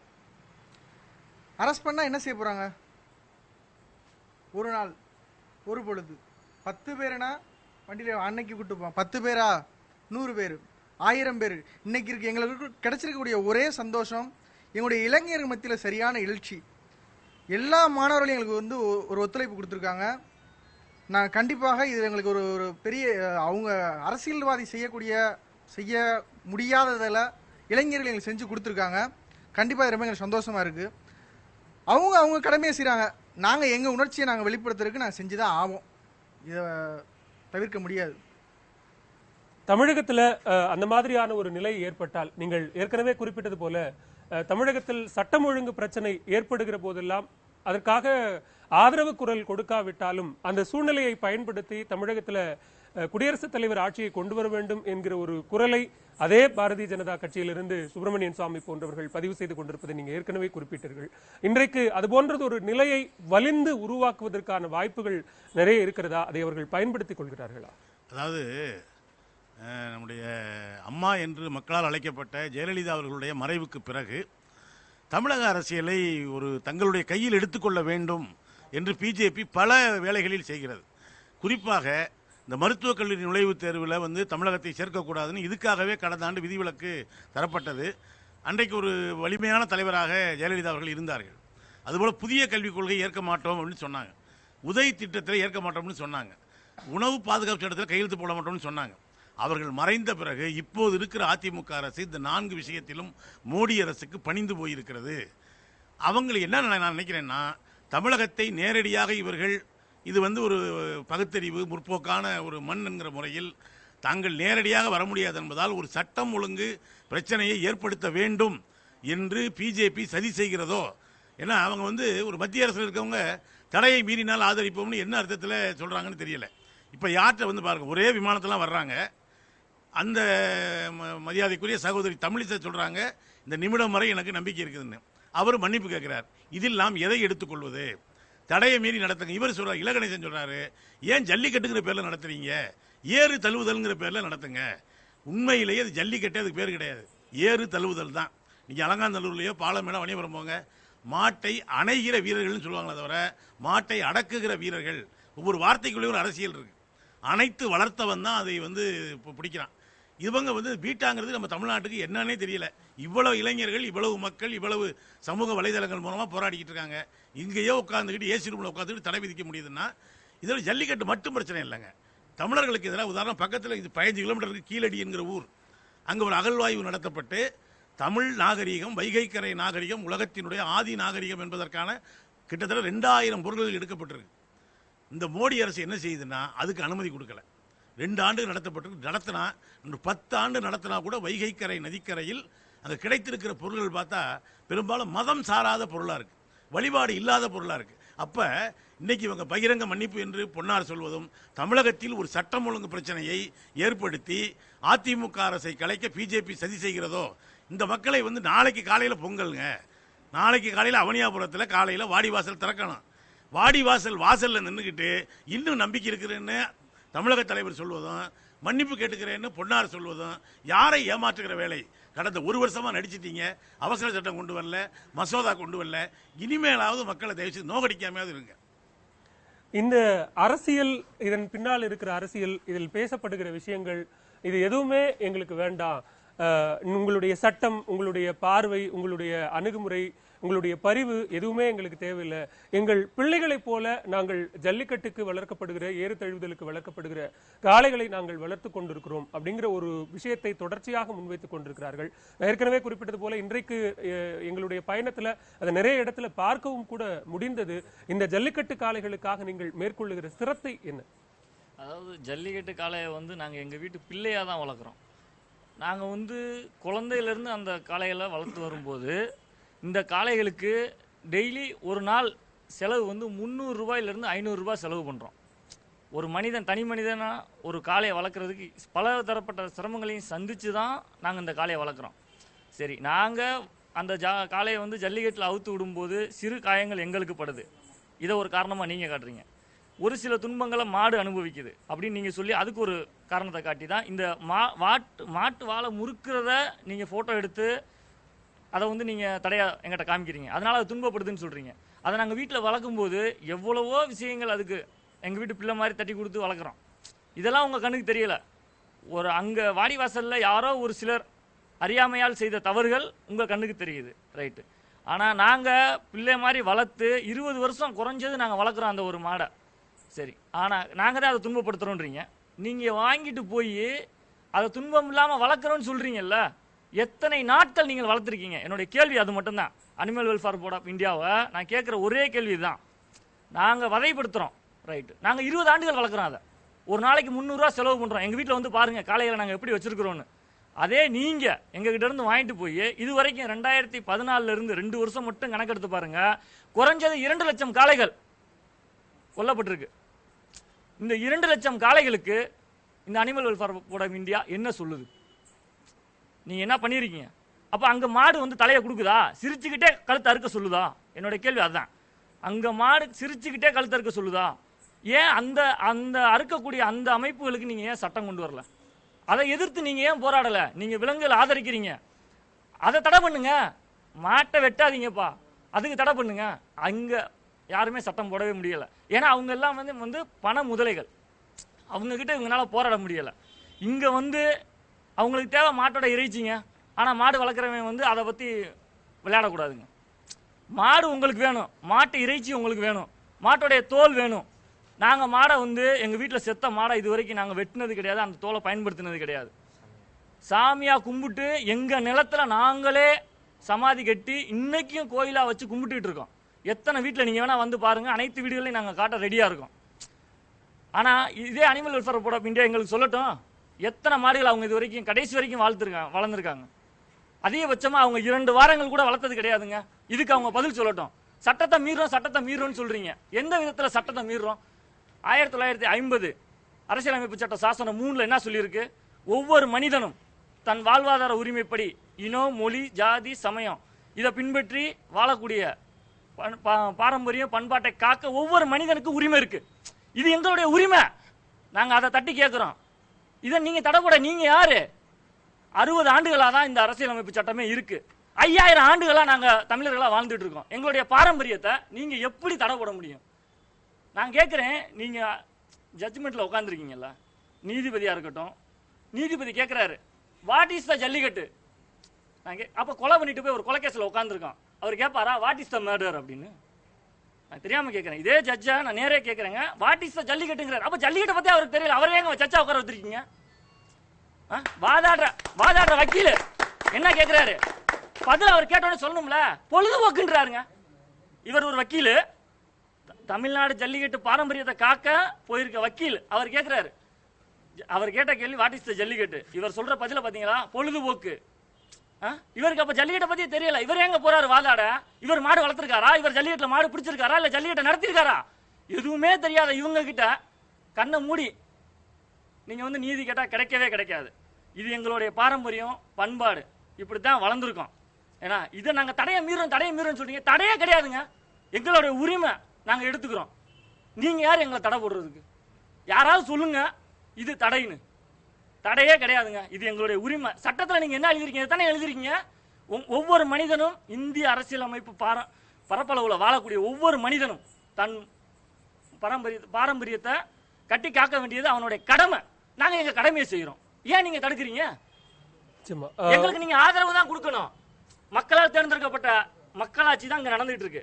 அப்படிப்பட்ட இந்த மக்களாட்சியில எதுவுமே மக்களுக்காக நடைபெறல, எல்லாமே அரசியல்வாதிக்காகவும் பண முதலீடுக்காகவுமே இந்த அரசியலமைப்பு நடந்துட்டு இருக்கு. அரசியலமைப்பு சட்டத்தில் இருக்கக்கூடிய ஒவ்வொரு சட்டமும் ஏழை மக்களுக்காகவும் மக்கள் பிரதிநிதிகளுக்காகவும் எதுவுமே இல்லை. அதை நான் வன்மையா கண்டிக்கிறேன் இந்த அரசு எல்லாத்தையுமே. ஆவேசமான பேச்சாக இருந்தாலும் ஆழ புதிந்திருக்கிற உண்மைகள் அதுல நிறைய இருக்கிறது. பொதுவாகவே ஜல்லிக்கட்டு போட்டி அல்லது ஏறு தழுவுதல், மஞ்சு விரட்டு, ரேக்லா போட்டி, இதையெல்லாம் பொழுதுபோக்கு இல்ல, அது ஒரு உணர்வு சார்ந்த, பண்பாடு சார்ந்த, நாகரிகம் சார்ந்த ஒரு அடையாளம் அப்படிங்கிறதுக்கு பின்புறத்துல பீட்டா மாதிரியான விலங்குகள் நல அமைப்புகள் எதிர்ப்பது அப்படிங்கிறது வந்து ஒரு சாதாரண விஷயத்திற்கான எதிர்ப்பு கிடையாது. அதற்கு பிறகாக ஒரு காளை இனத்தினுடைய, ஒரு நாட்டு மாட்டு இனத்தினுடைய அழிப்பு வேலை மிகப்பெரிய அளவில் நடக்குதுங்கிற குற்றச்சாட்டை இதே அரங்கத்தில் கூட பதிவு செய்தார்கள். அந்த ஒரு விஷயத்தை, அந்த புள்ளியை எப்படி பாக்குறீங்க? அதாவது பீட்டான்ற ஒரு அமைப்பு வந்து வெளிநாட்டில் பார்த்தீங்கன்னா எல்லா விலங்குகளையும் வச்சு பொழுதுபோக்கு நடத்துகிற இதாக தான் இருக்குது. இந்த காலத்தில் ஸ்பெயினில் பார்த்தீங்கன்னா 2 மாட்டை வந்து ஒரு 20 பேர் சேர்ந்து அந்த மாட்டோட முதுகில் கம்பியை வச்சு குத்துறது, வேல்கம்பை வச்சு குத்தி அந்த மாட்டை கொன்றுவாங்க. கடைசியில் ஜல்லிக்கட்டு நடக்குதுனாலே அந்த மாட்டை கொன்றுறது தான் அவங்க அங்கே ஊரில் ஸ்பெயினில் நடக்கிற வழக்கப்படி. மாடு ஒன்று நடக்குதுன்னா பீட்டாவே தலைமையத்தான் அந்த இதில் நடந்துட்டு மாட்டை கொள்றதா அங்கே வழக்கமாக இருக்காங்க. ஆனால் இங்கே தமிழ்நாடை பொறுத்தவரை ஜல்லிக்கட்டு நடக்குதுன்னா, ஜல்லிக்கட்டுக்கு வந்து மாடு நடக்குதுன்னா மாடை திரும்பி போகிற மாடுக்கு வந்து சரியான மரியாதை கொடுத்து தான் அனுப்புகிறாங்களே தவிர மாடை எந்த துன்புறுத்தலும் தவறான செயல்பாடும் பண்ணுறது கிடையாது. ஆனால் இந்த பீட்டா அமைப்பு என்ன சொல்லுது, மாடை துன்புறுத்துறாங்க, மாடுக்கு எந்த சரியான பாதுகாப்பு கொடுக்குறாங்கன்னு ஒரு சில பேர் சில தவறை வந்து பெருசாக சுட்டி காட்டிடுறாங்க. ஆனால் நிறையா பேர் அதை வந்து தவறு செய்யலை அப்படின்னு சொல்லி நிரூபித்தாலும் அவங்க மாடுபிடி வீரர்களையும் காளை வச்சுருக்கவங்களையும் அவங்க வந்து குத்தம் செய்கிறது, தமிழ்நாடு போலீஸ் காவல்துறையை அவங்களுக்கு வந்து சப்போர்ட் பண்ணுற மாதிரி இந்த இருக்கிறவங்களுக்குலாம் துன்புறுத்துறது, மாணவர்கள் துன்புறுத்துறது எல்லாம் இந்த மாதிரி வேலையாக செஞ்சுக்கிட்டு வராங்க. பீட்டான்ற அமைப்பு வந்து இந்தியாவுக்குள்ளே வர காரணமே வந்து நம்ம மத்திய அரசு தான். ஏன்னா அவங்க ஆரம்பத்திலே வந்து இந்த மாதிரி பீட்டான்ற அமைப்பு இல்லை, வெளிநாட்டில் இந்த மாதிரி இருக்குது அப்படின்னு சொல்லி ஆரம்பத்திலே ஒரு ஆர்கனைசேஷன் பண்ணியிருந்தாங்கன்னா இந்த மாதிரி ஒன்று வந்து உள்ளே வர வாய்ப்பே இருந்திருக்காது. இப்போ அவங்க உள்ளே வந்தனால என்னன்னா, இப்போ அடுத்து இருக்கிற இதை வந்து ஜென்ரேஷன் அழிய வைப்பான். ஜென்ரேஷன் கேப் வந்துடும். ஜென்ரேஷன் கேப்னா நம்ம ஸ்டூடெண்ட்ஸ் இப்போ எங்களுக்கு அடுத்து இருக்கவங்க இப்போ 12th படிப்பாங்க, 11th படிப்பாங்க, 10th படிப்பாங்க. நாங்கள் விட்டுட்டோம்னா இவங்க ஏஜ் எல்லாம் முடிஞ்சிடும். இவங்க ஏஜ் எல்லாம் முடிஞ்ச அப்புறம் நாங்கள் தான் பார்க்கணும் அடுத்து. இப்போ நாங்களே விட்டுட்டோம்னா அடுத்து அப்படி முடிஞ்சிச்சு. அதுதான் எங்கள் அப்பா காலத்தில் நடத்துனது, அடுத்து இன்னும் 100 வருஷங்களை சொல்லுவாங்க, அதெல்லாம் 100 வருஷத்துக்கு முன்னாடி நடந்திருக்கு. அப்படியே போக தமிழ்நாடே இல்லாமல் அளவுக்கு வந்து நடத்தக்கூடிய வாய்ப்பு இருக்குது. இங்க இதே மாதிரியான குரல்கள், குற்றச்சாட்டுகள் நிறைய கேட்க முடிகிறது. இங்க ஒரு விஷயம், தலைமுறைகளை தாண்டி வருகிற போது அந்த தலைமுறைகளுக்கு நம்முடைய பாரம்பரியம் சரியான முறையில சொல்லிக் கொடுக்கப்படுவதில்லை அல்லது நாம மிச்சம் வைக்கிறது இல்லை. அதற்கான அழிப்பு என்பது அது கிட்டத்தட்ட பொருளாதார மாற்றங்கள்ல இருந்தே அந்த விஷயங்கள் தொடங்கி இருக்கிறது. இன்றைக்கு இருக்கிற அடிப்படையில் இருக்கிற எல்லா பிரச்சனைகளும் அதுக்கு ஒரு காரணமா இருக்கு அப்படின்னு சொல்லப்படுது. குறிப்பாக இந்த ஒரு விஷயத்திற்கு, ஜல்லிக்கட்டு போட்டி, ஏறு தழுவுதல், இந்த மாதிரியான விஷயங்களுக்கு இன்றைக்கு சமூக வலைதளங்கள் வாயிலாக, ஃபேஸ்புக், வாட்ஸ்அப், ட்விட்டர் மாதிரியான ஒரு சமூக வலைதளங்கள் வாயிலாக பயன்படுத்தி ஒரு தன்னெழுச்சியான போராட்டம், அதே மாதிரியான மாணவர் போராட்டங்களுக்கு பல உதாரணங்கள் தமிழகத்தில் இருக்கிறது. இந்திய எதிர்ப்பு போராட்டம், ஈழ எதிர்ப்பு போராட்டம்னு பல உதாரணங்கள் இருக்கிறது.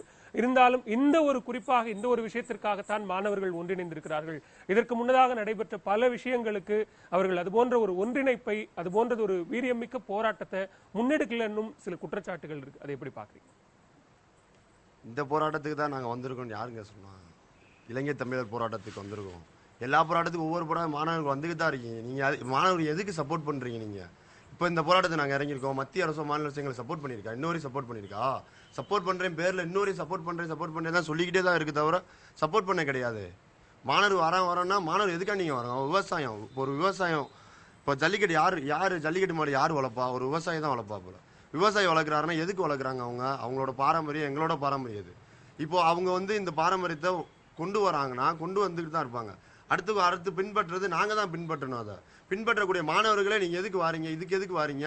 இதே கிரிக்கெட் விளாடப்போ, செஸ் விளாடப்போ, கேரம் விளாடப்போ எல்லாமே எங்களுக்கு விளாட தெரியும். விளாட தெரியாமல் நாங்கள் வந்திருக்கோம். நீ ஜல்லிக்கட்டு விளாண்டுப்பாரு, பிடிச்சிப்பாரு. பாரம்பரியங்க இது. 5000 வருஷத்துக்கு முன்னாடி வந்த ஒரு விளையாட்டு. இன்னும் அது நடந்துக்கிட்டு இருக்கு. இப்போ யாருமே நடக்கலன்னு சொல்லிக்கிட்டு இருக்காங்க. பாருங்க, நடக்க தான் போகுது. இது இப்போ இன்னொரு பொன்ராசன் சொல்லிக்கிருந்தாரு, எப்படியா இருந்தால் எங்களுக்கு வாங்கி கொடுத்துருவோம் நம்பிக்கை இருந்துச்சு. இப்போ அந்த நம்பிக்கையும் போச்சு. இனிமேல் நாங்கள் என்ன செய்ய போறோம்னா ஜல்லிக்கட்டை நடத்த போகிறோம். ஜல்லிக்கட்டை நாங்கள் நடத்த தான் போகிறோங்க. யார் எந்த தடை பண்ணாலும் ஜல்லிக்கட்டை நாங்கள் நடத்த தான் போகிறோம். மாணவர்கள் ஃபுல் சப்போர்ட் எங்களுக்கு இருக்குது. ஃபுல் சப்போர்ட், மாணவர் சப்போர்ட், ஃபுல் சப்போர்ட் இருக்குது. நாங்கள் ஜல்லிக்கட்டு நடத்த தான் போகிறோம். மீண்டும் மீண்டும் அதே குரல். நம்ம தொடக்கத்தில் இந்த தடையை மீறி ஜல்லிக்கட்டு போட்டிகள் நடக்கும், எந்த தடையும் எங்களை ஒன்றும் செய்யாது, தடைகளை தகர்த்தெறியும், நிச்சயமாக வாடிவாசல்களை தாண்டி எங்களது காலைகள் சீரிப்பாயும் என்கிற ஒரு உத்தரவாதத்தை தொடர்ச்சியாக முன்வைத்துக் கொண்டிருக்கிறீர்கள். இந்த தடைகளை தகர்ப்பதன் மூலமாக வருகிற பிரச்சனைகள் என்ன? ஒருவேளை சிறைக்கு போகலாம் அப்படிங்கிற ஒரு விஷயத்தை அவர் பதிவு செய்கிறார். இளைஞர்களாக இருக்கிறவர்களுக்கு இருக்கிற அந்த ஒரு ஆக்ரோஷமான நிலையில எடுக்கப்படுகிற ஒரு முடிவாக அது இருக்கிறதா? அது உண்மையிலேயே உணர்வுபூர்வமாக எங்களுடைய பாரம்பரியத்தை நிச்சயமாக நாங்கள் பறைசாற்றுவோம், அதுக்காக எந்த தடையும் எந்த சட்டமும் எங்களை ஒன்றும் பண்ணாது அப்படிங்கிற அந்த பார்வையில் அதை நீங்க முன்னெடுக்கிறீங்க? இப்பையும் சொல்லிக்கிறேன், மானத்தையும் வீரத்தையும் தமிழர்கள் என்னைக்கும் விட்டு தர மாட்டோம். அதை எல்லாரும் தெரிஞ்சுக்கணும். பண்டைய காலத்திலிருந்தே குமரிகொண்ட ஆரம்பிச்சதுலேருந்தே நாகரிகனா என்னான்னு உலக ரீதியில் நாங்கள் சொன்னோம்.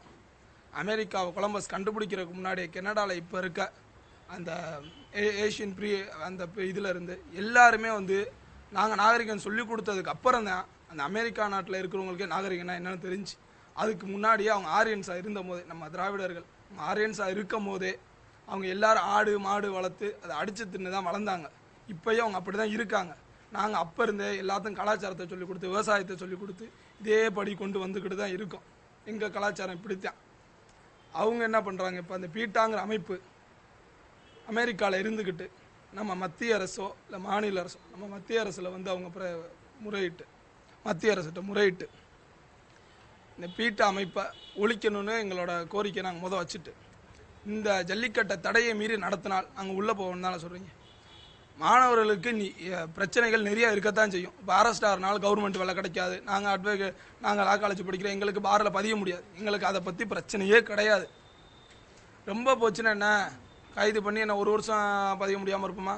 கேஸானே நாங்கள் ஏங்க இதுக்காண்டி நான் சாகவே துணிகிறோங்க. இந்த ஜல்லிக்கட்டு தடையை மீறி நாங்கள் செத்தாலும் பரவாயில்ல, எங்களுக்கு உயிரே போனாலும் பரவாயில்ல, நாங்கள் ஜல்லிக்கட்டை நடத்தியே தீருவோம். இல்லை 1 வாரம் வச்சுருப்பாங்களா? 15 நாள் 1 வருஷம் தூக்கில் போட்டுருவாங்களா? மத்திய அரசோ மாநில அரசோ இந்த சுப்ரீம் கோர்ட்டோ தூக்கில் போட்டுருவாங்க. என்னானாலும் பரவாயில்ல. நாளைக்கு நடக்க போகிற அவனியாபுரமாக இருந்தாலும் சரி, பாலமேடாக இருந்தாலும் சரி, அலங்காநல்லூராக இருந்தாலும் சரி, 3 வாடியிலையும் நாங்கள் மாடை அவுத்து விடுவோம். தடையை மீறி எங்கள் போலீஸ் அரெஸ்ட் பண்ணாலும் பண்ணட்டும், என்ன பிரச்சனைனாலும் நாங்கள் பார்க்க தயாராக இருக்கோம் மாணவர் சார்பாக. திரு மதுக்குராமலிங்கம், இந்த விஷயம் இந்த புள்ளியோடு முடிந்து போகிற விஷயம் கிடையாது. இது நாளைக்கு நடக்க போகிற தடையை மீறிய ஜல்லிக்கட்டு போட்டியோடு இந்த விவகாரங்கள் முடிந்து போகிற ஒன்று கிடையாது. தொடர்ச்சியாக நம்முடைய பாரம்பரியம், சகோதரர்கள் சொன்ன மாதிரி அடுத்த தலைமுறைக்கு நாம் கொடுத்து விட்டு போகிற மிச்சங்கள் நிச்சயமாக இருக்க வேண்டும். அதற்கான வாய்ப்புகள் ஏன் அழிக்கப்படுகிறது? அழிக்கப்படுவதை தடுப்பதற்கு நாம் இதே மாதிரியான ஒரு தன்னெழுச்சி போராட்டங்களை எந்த அளவுக்கு முன்னெடுக்க வேண்டிய பொறுப்பு நமக்கு இருக்கு? முதல்ல நான் ஒரு விஷயம் தெரிவிச்சுக்கிறேன். கடந்த ஆண்டு இதே போல் நிலைமை வந்த பொழுது ஒரு முன்னெச்சரிக்கை நடவடிக்கை கைது கூட மாடு வளர்ப்பவர்களையும் மாடு வீரர்களும் கைது செய்யப்பட்ட அனுபவங்கள் உண்டு. என்னுடைய தாழ்மையான வேண்டுகோள் என்னென்னா, இந்த இளைஞர்கள் மாணவர்கள் மக்களினுடைய உணர்வுகளை மத்திய மாநில அரசுகள் புரிந்து கொள்ள வேண்டும்.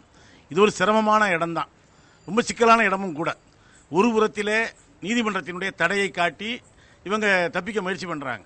ஆனால் இதே மத்திய அரசு வந்து ஆதார் அட்டையை நிர்பந்தப்படுத்தக்கூடாது அப்படின்னு சொன்னதுக்கு இப்போ நீங்கள் ஆதார் கேட்காத இடமே கிடையாது. இவங்க செஞ்சவங்க தான். அப்போ மட்டும் நீதிமன்றத்தில் பலமுறை சொல்லிட்டாங்க, உச்சநீதிமன்றத்தில் ஆதாரை கம்பல்சரியாக கேட்காத. ஆனால் இன்னைக்கு எதுக்கு ஆதார் இல்லைன்னா நீங்கள் வந்து கக்கூஸ் கூட போக முடியாது. அதான் நாட்டில் நிலைமை. இப்போ எதுக்கு எடுத்தாலும் ஆதார் அவங்களுக்கு தேவைன்னா செய்கிறாங்க. டிஜிட்டல் மணிக்கு எந்த நீதிமன்றம் 100 கேள்வி கேட்குது, பதில் இல்லை. இதெல்லாம் ஒரு பக்கம் இருக்க, இது வந்து இது ஏற்பட்டிருக்கிற எழுச்சியை நம்ம முதல்ல வரவேற்கணும், பாசிட்டிவாக பார்க்கணும். இவங்க முன்னு சொல்லப்போனால் இந்த பல இடங்களில் போராடுகிற மாணவர்கள் ஜல்லிக்கட்டுக்கு ஆதரவு மட்டும் இல்லை, இன்றைக்கு தமிழகத்தில் 150 ஆண்டுகளுக்கு பிறகு ஏற்பட்டிருக்கிற வறட்சியை குறித்து பேசுகிறாங்க. அவங்களுக்கு தயவு செய்து ஏதோ பொறுப்பு இல்லாமல் இன்னும் சொல்லப்போனால் ஒரு பகுதி இளைஞர்கள் இன்றைக்கி ஒரு படத்துக்கு டிக்கெட் கிடைக்கலன்னு தற்கொலை பண்ணிக்கிற இளைஞனை விட என் பாரம்பரியத்தை பாதுகாப்பேன் என்று முன்வருகிற இளைஞர்களுடைய நியாயமான உணர்வை மதிக்க நாம் எல்லாம் வணங்க கற்றுக்கணும். இதே இளைஞர்கள் வளர்த்து எடுக்கணும். இதே விவசாயிக்காக குரல் கொடுத்து இதே இளைஞர்கள் தான். நீ நல்லா கவனிச்சிங்கன்னா புதுமையும் பழமையும் இணையுதுங்க. ஒன்று, ஜல்லிக்கட்டு பாரம்பரியத்தை பாதுகாக்க சமூக வலைதளம் என்கிற நவீன உத்தியை நம்முடைய தமிழ் இளைஞர்கள் மிகச் சிறப்பாக பயன்படுத்துகிறார்கள். இது ஒரு நல்ல பாசிட்டிவ் டெவலப்மெண்ட்டு. இந்த உணர்வு வளர்த்தெடுக்கப்பட்டால் நாளைக்கு எல்லா சமூக அநீதிகளுக்கு எதிராகவும் இந்த இளைஞர்கள் அணிதிரள்வார்கள். எனவே மாநில அரசு மிகுந்த கவனத்தோடு இதை அடக்குமுறையாக மட்டும் சந்திக்காமல் லாபகமாக சந்திக்க வேண்டிய மிகப்பெரிய பொறுப்பு மாநில அரசுக்கு இருக்கிறது. மத்திய அரசை பொறுத்த வரைக்கும் ஒரே ஒரு கேள்வி கேட்குறேன். அண்மையில் ஏராளமான தன்னார்வ தொண்டு நிறுவனங்கள் வெளிநாட்டிலிருந்து நிதி பெறுகிறார்கள் என்று தடை செய்தார்கள். என்னைக்காவது மோடி அரசு பீட்டாவுக்கு எங்கேருந்து நிதி வருது, இதனுடைய பேக்ரவுண்ட் என்னன்னு விசாரிச்சிருக்கா? ஏன்னா மேனகா காந்தி ஃபுல்லாக சப்போர்ட் பண்ணுறாங்க. அப்போ இதில் மோடி அரசுக்கு உண்மையிலேயே ஜல்லிக்கட்டை நடத்துவதில் அக்கறை இல்லை அப்படின்னு தான் நான் பார்க்க வேண்டியிருக்கு. இந்த பீட்டாவுக்கு நிதி எங்கேருந்து வருது? இவங்க இங்கே உட்கார்ந்துருக்க எல்லாருமே மதுரை மாவட்டத்தில் ஜல்லிக்கட்டு மாடு இறந்து போனால் முட்டை அடித்து கொண்டு தன்னுடைய தந்தை இறந்தால் எப்படி துக்கம் அனுசிப்பாங்களோ அதுபோல் நினைக்கிறதா உட்காந்துருக்குறாங்க. ஆனால் அந்த பீட்டாவில் இருக்கவங்க யாராவது ஒரு மாட்டுக்கு புல் எடுத்து போட்டிருப்பாங்களா, ஒரு வேளை சாணி அள்ளி போட்டிருப்பாங்களா? மாடு எப்படி இருக்குன்னே தெரியாது. நண்பர் கேட்ட மாதிரி ஜல்லிக்கட்டுனா என்னன்னு சொல்லிக்கிட்டு இருக்கான். நீதிமன்றத்தில் நீங்கள் பார்த்தீங்கன்னா ஏன் நீங்கள் சிங்கத்தை பிடியேன் அப்படின்னு கூட லந்த கொடுத்துக்கிட்டு இருக்காங்க உட்காந்து. இங்கே ஒரு காலத்தில் காடை வெட்டி நாடா திருத்துற பொழுது சிங்கத்தோட கூட தமிழர்கள் போராடி இருக்காங்க. உலகம் பூரா மனிதன் போராடி இருக்கிறான். மனிதனுக்கும் விலங்குக்குமான அரவணைப்பும் போராட்டமும் தொடர்ந்து நடந்துக்கிட்டு தான் இருக்குது. எனவே இந்த உணர்வை, இந்த எழுச்சியை சாதகமாக பார்க்க வேண்டும். இதை ஒரு எதிர்மறையாக மாநில அரசும் சரி பார்க்கக்கூடாதுங்கிறது என்னுடைய தாழ்மையான வேண்டுகோள். அவங்க ஒரு சமூக விரோதிகள் போலவோ ஒரு மிகப்பெரிய எதிர்ப்புணர்ச்சி அவங்க வேற என்ன பண்ணுவாங்க? ஒரு வருஷம் பூரா ஏமாத்திருக்கீங்க அவங்கள. போன வருஷம் சொன்னீங்க செய்யலை, இந்த வருஷம் சொன்னீங்க செய்யலை. அந்த கோபம் தான் இப்படி வெளிப்படுதுங்கிறத தயவுசெய்து புரிஞ்சுக்கணுங்க தான் என்னுடைய வேண்டுகோள். நிகழ்ச்சியினுடைய நிறைவு புள்ளியாக நாம் ஒரு இடத்துல நிறைவு செய்கிறோம். நான் ஏற்கனவே திரு மதுக்கூர் ராமலிங்கம் அவர்கள்கிட்ட கேட்ட மாதிரி இது நாளைய பொங்கலோடு தடையை மீறிய ஜல்லிக்கட்டோடு முடிந்து விடுகிற ஒரு விஷயம் இல்லை. தொடர்ச்சியாக நம்முடைய பாரம்பரியத்தை ஒரு நீண்ட தூர பயணத்திற்கு கொண்டு செல்ல வேண்டிய ஒரு பொறுப்புணர்வில் இருக்கிற நாம் என்ன செய்ய வேண்டும் நினைக்கிறோம்? பொறுப்புணர்வு தமிழர்களுக்கு ரொம்ப இருக்கு. அதில் இளைஞர்களுக்கு சொல்ல முடியாத அளவுக்கு இப்போ வந்துருச்சு. அது எப்படின்னா சென்னை வெள்ளத்தில் அடிபட்டப்போ தான் ஃபஸ்ட்டு இந்த சோசியல் மீடியா வேலை செஞ்சிச்சு. ஏன்னா நாங்கள் ஜல்லிக்கட்டை பேஜை வச்சுக்கிட்டு நாங்கள் ரன் பண்ணிக்கிருக்கோம். ஆனால் வெள்ளத்தில் அடிபட்ட போது எங்களுக்கு அதிக பேர் எங்களுக்கு எஸ்எம்எஸ் அனுப்புனாங்க. நாங்கள் அந்த வீட்டில் இருக்கோம், எங்களோட அட்ரஸ் இதுதான், எங்களுக்கு இப்போ உணவு வேணும் அதெல்லாம் சொன்னாங்க. நான் எங்களோட பேஜில் நாங்கள் போட்டு விட்டோம். அதன் அடிப்படையில் அங்கே போய் உணவு கொடுத்தவங்களும் இருக்காங்க. ஆனால் அங்கே தான் மனிதாபிமானம் தோணுச்சு. முத சோசியல் மீடியாவிலேருந்து மனிதாபிமானம் அதிகமாக தோணுனது சென்னை வெள்ளத்தில் தான். சென்னை வெள்ளத்தில் மாட்டிக்கிட்டவங்க ஃபுல்லாக சென்னை மக்களும் இல்லை, உதவி பண்ணவங்க ஃபுல்லாகவும் சென்னைக்காரங்களும் இல்லை. ஓடி உழைச்ச எங்களுக்கு தெரியும். மதுரையிலேருந்து ஓடி எங்களுக்கு பொருட்களை அனுப்பி விட்டோம். யார்யாட்டி பிச்சை எடுத்தாப்புல பொருட்களை வாங்கி நீங்கள் வண்டி அனுப்பி விட்டோம். அதுதான் சோசியல் மீடியாவில் நாங்கள் ஜெயிச்ச ஒன்று. அதுக்கடுத்து கொஞ்சம் கொஞ்சமாக வந்துச்சு. இப்போ ஜல்லிக்கட்டில் ஜெயிச்ச மாதிரி தான். ஏன்னா சாதாரணமாக ஒரு பேஜை நான் ரன் பண்ணிக்கிருந்தேன். இவ்வளோதான். நான் 1 லட்சம் பேரை வச்சு ரன் பண்ணிக்கிருந்தேன். இது 4.5 வருஷமாக ரன் பண்ணிக்கிறேன் 1 லட்சம் பேரவே. ஆனால் கரெக்டாக அந்த 3 மாதத்தில் எனக்கு 1 லட்சம் பேருக்கு ஆதரவு கொடுத்துருக்காங்க. ஏன்னா ஜல்லிக்கட்டுன்றது பாரம்பரியம். நம்ம பாரம்பரியத்தை மீட்கிறதுக்கு ஒவ்வொருத்தரும் துணிஞ்சிட்டாங்க. ஏன்னா வீட்டில் சொல்லுவாங்களா இல்லை தெரியல எனக்குலாம். ஆனால் எங்கள் சித்தப்பாவும் சரி எங்கள் அப்பாவும் சரி, எங்கள் சித்தப்பா பெரிய மாடு வளர்க்குறவர் தான். வீட்டில் 3 மாடு ஃபேமஸ் மாடு இருக்குது. மதுரைனாவே தெரியும், இளையரவத்தி மாடுனா எல்லாத்தையும் தெரியும். அவ்வளோ ஃபேமஸ் மாடு வளர்த்தவங்க சித்தப்பா தான். ஆனால் அவரெல்லாம் அந்த மாட்டுகளுக்காக ரொம்ப கஷ்டப்பட்டு ஒரு மாடு விளையாட்டு மாடாக கொண்டு வரதுக்கு ரொம்ப கஷ்டப்படணும். மாடு யார் வேண்டாலும் வளர்க்கலாம், ஒரு மாடு விளையாட்டு மாடாக கொண்டு வரணும்னா ரொம்ப கஷ்டப்படும். அது கண்டிலிருந்து வளர்க்குற பெருமை சித்தப்பாவை தான் சேரும். அவரெல்லாம் எப்படின்னா முழுக்க மாடுகளுக்காகவே உழைக்கிற, வேற தொழில் இல்லை, மாடு வளர்க்குறது மட்டும் தான் அவரோட தொழில். ஆனால் இதை ஏன் சொல்லிக்கிறேன்னா அவர் முகம் யாருக்கும் தெரியாது. மாடு வளர்க்குறாரு. கரண்ட்ல தொடர்ந்து 3 மாடு வெற்றி மாடு அமைச்சு கொடுத்தவர் இவர். நான் சொல்லிக்கிறேன். அது சோசியல் மீடியா சோசியல் மீடியாவில் மக்கள் மத்தியில் ரொம்ப பரவிடுச்சு. நேற்று எடுத்துக்கிட்டீங்கன்னா நான் காலையில் 4 மணிக்கு நான் வந்து சோசியல் மீடியாவில் நான் அப்டேட் பண்ண ஆரம்பிக்கிறேன். 4 மணிலேருந்து ஈவினிங் 23 அதாவது வந்து திருப்பி 1 மணி வரைக்கும் நான் அப்டேட் பண்ணிக்கிட்டு தான் இருக்கேன். ஏன்னா இங்கே இருக்க எல்லா பேருமே என்னோட பேஜில் ஒரு மெம்பராக இருப்பாங்க. ஜல்லிக்கட்டு வீர விளையாட்டுன்ற பேஜில் நொடிக்கு நொடி எங்கள் தமிழகத்தில் எங்கே நடந்தாலும் அதை எனக்கு அனுப்பி விடுறாங்க. அதனை மக்களுக்கு பப்ளிஷ் பண்ணுறதுக்காகவே என்னை பதிவேற்று அதுக்குரிய கமாண்டை எல்லாத்தையும் பதிவு பண்ணி அந்த கமாண்ட் வரக்கூடிய கமாண்டை வந்து அடுத்த பதிவில் வந்து இவரோட பதிவுன்னு போட்டு ஜல்லிக்கட்டுக்கான ஒரு எழுச்சியை வந்து அதிகப்படியாக சோசியல் மீடியாவில் கொடுத்துக்கிட்டே இருக்கோம். இது வந்து தமிழக மக்கள், மாணவர்கள், மற்ற இளைஞர்களுக்கு ஒரு பாடம் புகுத்திருச்சு. ஏன்னா அதிக பேர் போராட வந்துட்டாங்க. வெற்றி நிச்சயம். இது வந்து கண்டிப்பாக இளைஞர் மத்தியில் இது கண்டிப்பாக ஜெயிச்சு காட்டுவோம், ஜல்லிக்கட்டு நடத்தி காட்டுவோம். நிச்சயமாக சொல்லப்பட்ட இந்த வார்த்தைகள் எதுவுமே மேலெழுந்த வாரியாக எந்த ஒரு புரிதலும் இல்லாமல் சொல்லப்பட்ட வார்த்தைகள் அல்ல. மிக ஆழமான புரிதலோடு அரசியல் சட்டங்கள் தெரிந்து அரசியலமைப்பு சட்டங்கள் குறித்து பேசக்கூடிய அளவிற்கான ஒரு ஆழமான புரிதலோடு பேசக்கூடிய வார்த்தைகள் தான் இன்றைக்கு இங்க இருக்கக்கூடிய இளைஞர்களும் இந்த ஜல்லிக்கட்டு சார்ந்த அல்லது ஜல்லிக்கட்டு காளைகள் வளர்ப்போர் சார்ந்து இங்கு பதிவு செய்யப்பட்ட கருத்துக்கள். நிச்சயம் தடையை மீறி ஜல்லிக்கட்டு போட்டிகள் மதுரை மாவட்டத்தின் எல்லா இடங்களிலும் நடைபெறும் என்கிற நம்பிக்கை அவர்களுக்கு இருக்கிறது. இனியும் மத்திய அரசையும் மாநில அரசையும் நீதிமன்றத்தையும் நம்பக்கூடிய தேவை எங்களுக்கு இல்லை என்கிற கருத்தையும் அவர்கள் பதிவு செய்திருக்கிறார்கள். நாளைக்கு விடிந்தால் பொங்கல் பண்டிகை. அந்த பொங்கல் பண்டிகையை தடையை மீறிய ஜல்லிக்கட்டோடு நடத்துவோம் என்கிற நம்பிக்கையோடு இந்த நிகழ்ச்சியிலிருந்து அவர்களோடு நாமும் விடைபெறுவோம். நிகழ்ச்சியில் பங்கேற்று கருத்துக்களை பதிவு செய்த அனைவருக்கும் நன்றி. மீண்டும் ஒரு காலத்தின் குரல் நிகழ்ச்சியில் சந்திக்கலாம். நன்றி, வணக்கம்.